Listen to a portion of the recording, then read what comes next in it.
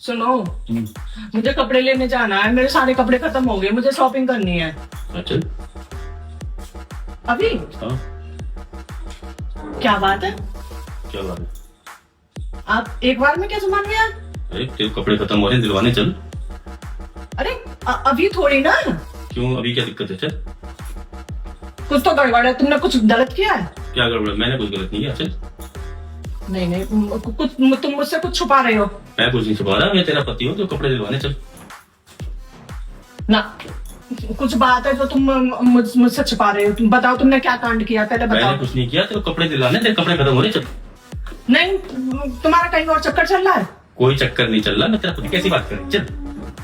ना ना ना, तुम मुझसे जरूर कुछ बात छुपा रहे हो। पहले बताओ मुझे क्या बात है। कोई बात नहीं। तुम्हें एक बार में कैसे मान गए कपड़े दिलाने के लिए? मुझे नहीं पता, कुछ बात है जरूर। अरे तेरे कपड़े खत्म हो रहे, तेरे को दिलाने, ऐसे चलना है, चल। नहीं नहीं नहीं, मुझे बताओ पहले क्या बात है। कोई बात नहीं है, चल। कपड़े दिलवाने। मुझे क्या खरीदने कपड़े वपड़े।